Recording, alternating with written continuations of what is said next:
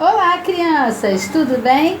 Bom, semana passada, quinta semana, nós fizemos a revisão do módulo 1 todo, né? Nós terminamos o módulo 1, só que eu deixei, não sei se vocês repararam, pontos de vista da produção de um mapa e escala gráfica e numérica para falar hoje, tá ok? Então, hoje nós vamos iniciar o módulo 2, mas vamos terminar essas duas atividades que ficaram para depois. Mais tarde eu vou deixar o gabarito e vocês vão poder visualizar. As atividades que eu falei hoje, eu vou deixar escrita e aí vocês vão fazendo. A gente só vai corrigir semana que vem numa transmissão ao vivo. Bom, no livro 1, módulo 1, página 369, tá assim: pontos de vista e produção de um mapa. O que seriam os pontos de vista? É a posição de onde nós observamos uma paisagem. Bom, eu posso ver a paisagem de cima para baixo, seria o quê? Uma visão oblíqua, eu vejo ela de cima para baixo e inclinado. Então, quando eu estou num avião, por exemplo, uma imagem, uma fotografia aérea, quando o avião passa fotografando, ele faz uma visão oblíqua, porque ele fotografa de cima e inclinado. Então ele pega a frente do objeto a ser observado e a parte de cima. Se eu estou numa sala de aula, por exemplo, e eu quero ter uma visão de cima, eu vou ter uma visão vertical. Então eu vou ver só a parte de cima da cabeça dos alunos, a parte de cima da mesa, eu não vejo o que está embaixo. Então na página 369 eu vou querer que vocês sublinhe o segundo e o terceiro parágrafo, que diz assim: os mapas são elaborados, os mapas mais elaborados são produzidos com maior rigor técnico, como os mapas do Brasil e do mundo, que observamos nos livros e nos atlas. Alguns critérios devem ser levados em consideração para a elaboração de um mapa, como a observação dos elementos da superfície terrestre a partir de um ponto de vista vertical, a definição da extensão da área a ser representada e o tamanho em que o mapa está produzido. O que isso quer dizer? A observação, lembra que nas algumas aulas anteriores eu falei que o objeto de estudo da geografia é a observação. Quando eu tenho esse olhar, eu olho para a paisagem, eu observo a paisagem, eu vou conseguir identificar elementos dessa paisagem para depois produzir mapas, produzir maquetes, produzir croquis, produzir mapa topográfico, mapa carta náutica e etc. Em diversas situações. Então, na página 369, eu tenho aí a visão horizontal, que é aquela que eu vejo os elementos de frente, a visão oblíqua, que eu vejo de cima para baixo, e a visão vertical na página 370, que eu também vejo de cima para baixo, mas eu consigo visualizar alguns elementos à sua volta. Então, essas três visões. E vamos fazer juntos o exercício da página 371. Observe a fotografia abaixo, que mostra a parte de um bairro retratado em uma visão vertical, ou seja, de cima para baixo. A planta desse lugar é representada abaixo. Aí eu tenho a figura do local, da paisagem, que é uma paisagem litoral brasileiro, e eu tenho a imagem representada dessa figura. E aí eu tenho aí, em verde claro, vegetação rasteira. Em amarelo é a faixa de areia. Em cinza eu tenho as construções. Aí eu tenho aí verde com um traço com uma reta marrom, rodovia. Em verde escuro eu tenho a mata e as árvores. Em azul, oceano. Em marrom, rocha. E em verde com uma faixa laranja eu tenho as ruas. Então vamos só para completar esse quadro. Eu vou seguir na legenda. Na primeira parte, vegetação rasteira, faixa de areia, construções, rodovia. Na página ao lado, mata e árvores, oceano, rocha e ruas. Viram como é que é fácil? Bom, então para representar qualquer lugar, esses diferentes lugares, eu utilizo o quê? Eu lembro que eu falei com vocês semana retrasada que para eu colocar, por exemplo, o mapa do Brasil numa folha de papel ofício, eu teria que reduzir aquela escala. Eu faço isso utilizando escalas. Eu tenho dois tipos de escala: escala gráfica e escala numérica. A escala gráfica é aquela representada na régua que vocês têm em casa. Então eu tenho centímetros ali. Cada centímetro na régua representa 1 quilômetro no real. Então é quantas vezes eu vou reduzir aquela escala. Então eu tenho aqui uma imagem na página 372 de satélite de um determinado lugar em diferentes escalas, em diferentes tamanhos, tá ok? Então vamos lá. Página 373. Vamos. Qual é a principal diferença das imagens da sequência mostrada? Bom, essas imagens são a mesma, do mesmo local, como eu havia falado, em diferentes escalas. Da primeira imagem para a última, os detalhes dos elementos da paisagem tornam-se mais visíveis ou menos visíveis? Bom, na primeira imagem eu consigo ter muito mais coisas, eu consigo visualizar mais coisas do que na última, porque a escala foi aumentando. Então, de acordo, a escala informa a proporção em que a representação está reduzida em relação à realidade. Então, eu tenho uma proporção, eu posso diminuir uma escala muito alta, eu vou diminuir pouco, eu não vou ter muitos detalhes na paisagem, ou eu posso ter uma escala menor e eu vou ter mais detalhes. Então, na página 374, é a que eu quero que vocês vejam, essa página é importantíssima. Mostra aqui a escala numérica, que é essa que é representada 1 sobre 100 mil, ou 1 por 100 mil, tá ok? 1/100 mil, quantas vezes esse mapa foi reduzido, ou assim como a régua, tá vendo? Escala gráfica. Eu tenho 0, 10 centímetros, 20 centímetros, 30 centímetros, que é a medida do mapa. Mas ele representa de 0 a 10, são 10 quilômetros, 20 quilômetros, que esse mapa foi reduzido, que é na realidade quilômetro, é o que é o real, e o centímetro é o que ele foi a proporção desse local. Bom, então nós temos aí uns exercícios.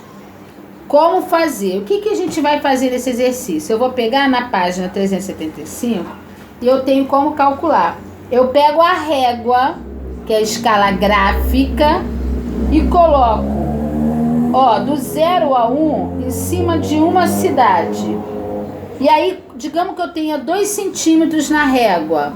Eu vou pegar esses 2 e vou multiplicar pelos quilômetros que eu tenho aqui embaixo na legenda.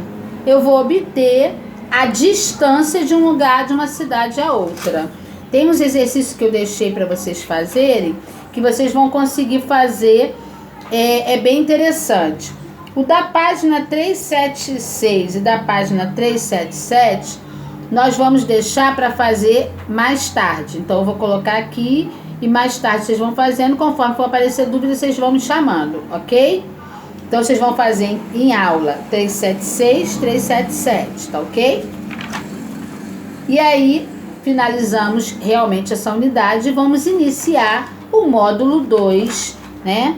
Que fala sobre o relevo, as águas e as paisagens terrestres. Esse módulo é bem interessante.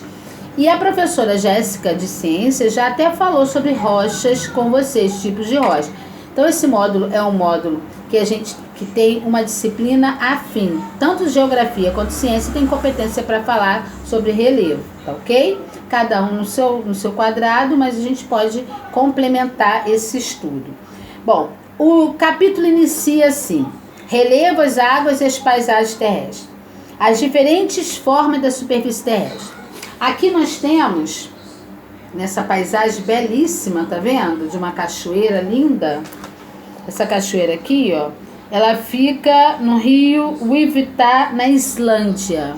A Islândia é um lugar que foi de origem vulcânica, né? A formação é endógena.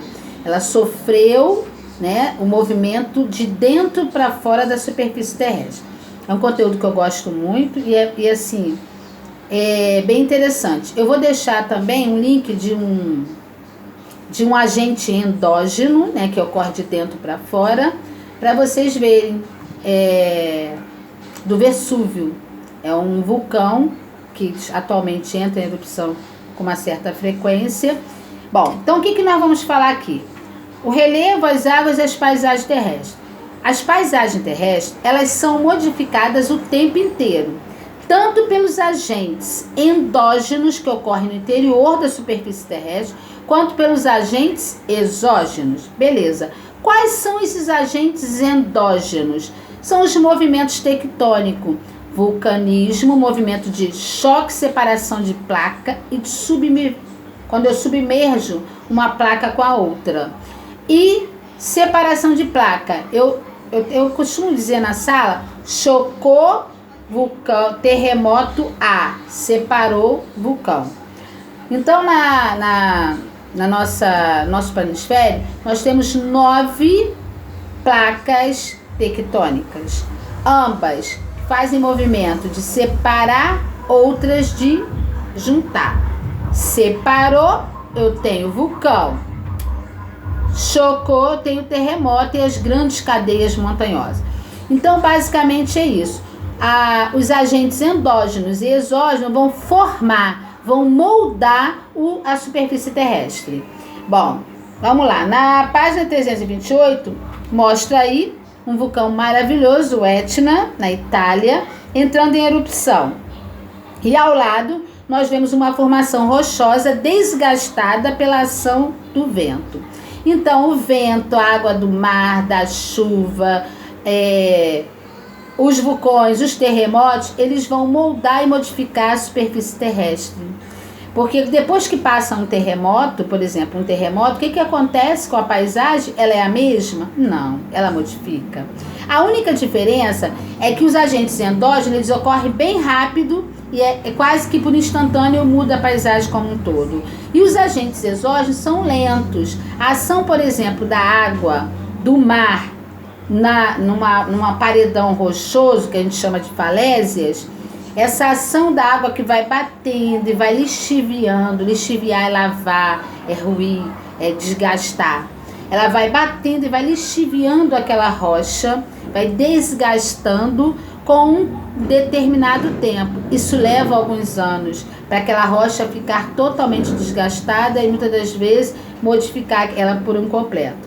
Diferente de uma tsunami, que é um movimento, um choque tectônico, onde o epicentro é no meio do oceano e aí chocou, vão ter às vezes mais de uma onda, ou 2, 3, e essa onda chega ao continente com velocidade, fazendo com que fique tudo devastado. Foi o que aconteceu em alguns terremotos, alguns tsunamis, assim, de magnitudes acima de 7,9 na escala Richter, como por exemplo o de Sumatra, no dia 26 de dezembro de 2004, onde devastou a ilha de Sumatra. Nesse terremoto morreram mais de 300 e poucas mil pessoas e ele deu origem ao filme O Impossível, né? Porque o americano tem uma mania de todos os terremotos, todos os acidentes geográficos fazerem filmes. Logo depois nós tivemos um também de magnitude no mar, né, que foi o de Fukushima em 2011, no Japão. Japão é uma ilha vulcânica, é uma ilha que temos choque de placa tectônica, então nós temos vulcões e terremotos, ele está um círculo de fogo, então ele é cheio de vulcões e ele é cheio de terremotos, tanto na água quanto no continente. Bom, então as formas do relevo se deram por essas duas formas, tanto pelo agente endógeno como pelo agente exógeno. E aqui no livro ele vai mostrar, página 328 e 329, quanto esses agentes influenciam para moldar o relevo da superfície terrestre, tá ok? Aí na página 330 vamos para as rochas. As rochas, a professora Jéssica já explicou para vocês. Aqui eu tenho algumas. eu tenho uma rocha aqui, sedimentar. É um fragmento de rocha que eu peguei lá no sítio paleontológico de Itaboraí. Lembrando que a gente não pode retirar nada de um local que é preservado, né? Mas só que eu peguei para estudo. E aí essa rocha, como a tia Silma anda com aquele martelinho, lembra? Eu acho que eu já até falei para vocês isso. Eu ando com martelinho, se eu vejo alguma rocha em algum ambiente, alguma coisa que vai me ajudar na sala de aula, eu vou e pego, né? É para estudo mesmo. Isso aqui é uma rocha sedimentar. Ela tem camadas, como se fosse um biscoitinho, dá para vocês notarem, que foram depositadas com o decorrer dos anos. Então, digamos aqui, tem uma montanha aqui embaixo. Essa montanha foi desgastada pela ação da água da chuva, dos ventos. Esse desgaste, esses sedimentos foram levados até a parte inferior, até formar as rochas sedimentares. Nas rochas sedimentares que eu encontro os fósseis de animais, de insetos. Por exemplo, essa daqui era um fragmento maior. Como eu fui com alguns colegas geógrafos, eu parti um pedacinho para cada um, né? E aí, quando eu fui partir, tinha um inseto, uma folha seca e um inseto morto, que aí eu acabei, né, deixando com a professora de biologia da época, a amiga minha. Aqui nós temos, essa é uma rocha sedimentar. Isso aqui é uma rocha vulcânica. Essas e essa aqui. Isso aqui a gente chama tipo de condrito, porque é uma rocha pesada. Vocês não estão aí, não estão podendo ver, mas eu levo para a sala. Essa rocha aqui, ela foi formada quando o vulcão entrou em erupção e fez aquelas fumaças bem no céu, que fica o céu todo escuro. Essa rocha foi pega em Trindade e Tobago, uma ilha vulcânica próximo à África. Aí você vai dizer, como tia Silma pegou isso? Tia Silma não pegou, não. Tia Silma tem uma amiga que o esposo dela é cartógrafo da Marinha. E ele fica assim, 6 meses lá na África, 6 meses aqui no Brasil, 6 meses. Ele fica viajando o mundo. E o que o cartógrafo faz? Ele faz mapas, não é? Ele estava no submarino. E aí eu pedi, quando eu soube que ele estava em terra, pedi para ele, ele estava próximo a esse vulcão, né, que estava entrando em erupção nessa época, né? E aí eu pedi para ele pegar um fragmento de rocha. Pegou mais, é porque já me levaram. Mas eu queria que fosse da rocha vulcânica, quando ela eclodisse, explodisse, essa aqui, que fica igual uma espuma, ela é até mais leve, tá vendo? Olha aqui. E pegasse da câmara magmática. Quando o vulcão ele entra em erupção, ele passa por uma câmara magmática. Essa aqui se solidificou dentro do vulcão, dentro do núcleo do vulcão. Então ela ficou mais lenta, a formação dela, tá vendo? Ela fica mais pesada, ela é dura, ela parece tipo um condrito. Parece que é um ferrinho, se eu tacar aqui, ó, ela é bem capaz de quebrar até a minha mesa. E essa solidificou lentamente, essa foi rápido, tá vendo? Essa é mais porosa, mas ambas são rochas magmáticas ígneas.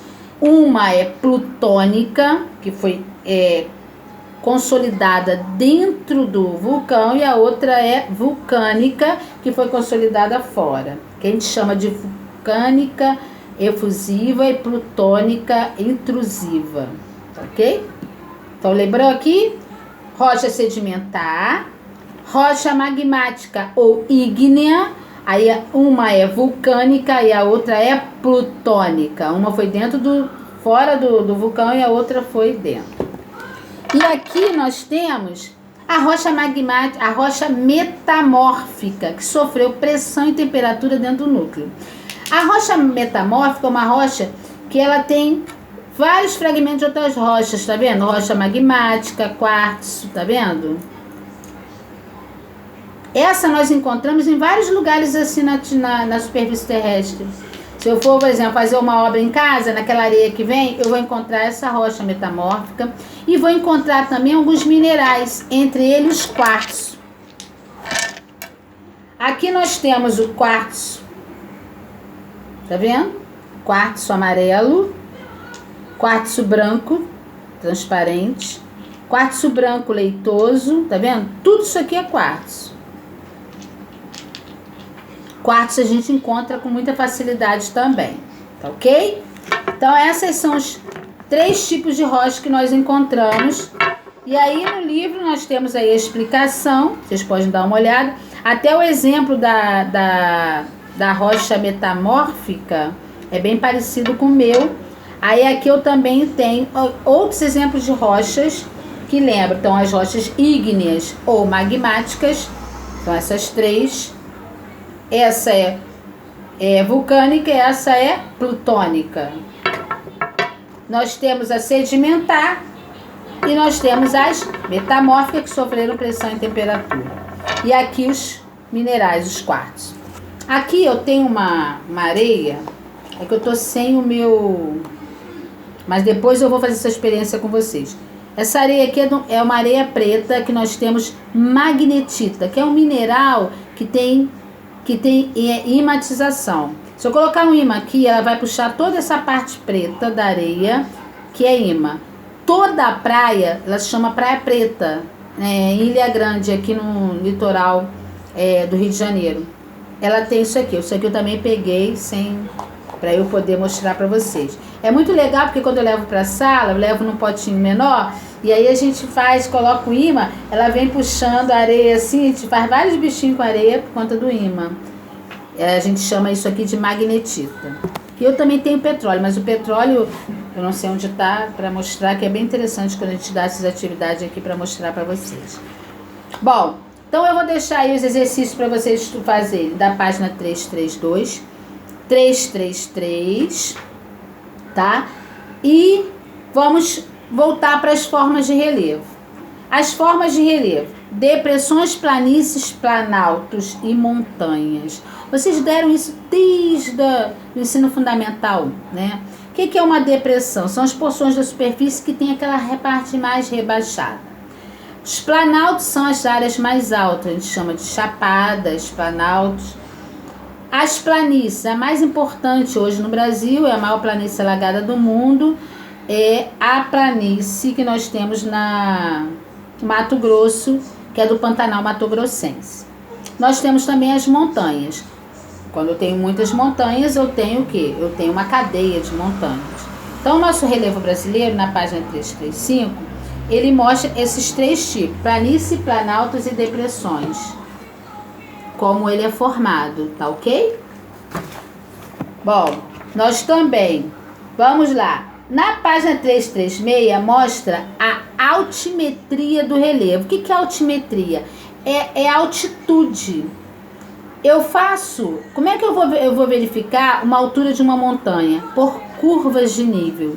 Essas mesmas curvas de níveis que também são utilizadas para colocar dutos e canais para que a água, quando desça de uma montanha, ela não leve a montanha junto com ela, não carregue os sedimentos, e sim ela vai descendo em curvas de nível. Vocês já viram isso? Então chamado também bolo de noiva, algumas pessoas vulgarmente chamam de bolo de noiva. As curvas de nível, elas vão ser usadas para medir a altimetria. Aqui é uma montanha vista de cima, vista de frente, uma visão horizontal, e aqui eu tenho uma visão vertical, vista de cima para baixo, e aí eu só vejo as curvas de nível. Quanto mais alto eu subo, mais frio é, né? E eu tenho a maior altimetria. Então isso aqui é um mapa hipissométrico ou altimétrico, ok? Mapa altimétrico do Brasil. Nós temos uma imagem aí na página 337. Nós vamos fazer exercício da 338 e 339 também. Hoje vamos ficar só nos exercícios. Vamos até a página 339. Eu vou colocar no PDF para vocês terem uma noção de como é para fazer. E devo dar 2 atividades para fazer como trabalho. Essas atividades eu gostaria que vocês colocassem num caderno. Se puder imprimir, tudo bem. Se não, vocês façam, tirem fotos e coloquem nos comentários para mim, tá ok? Então, é só isso. Quem tiver alguma dúvida, é só me chamar mais tarde. Beijo, tia Silma ama vocês. Vamos fazer tudo certinho para voltarmos mais rápido e todo mundo bem, tá bom? Fiquem com Deus.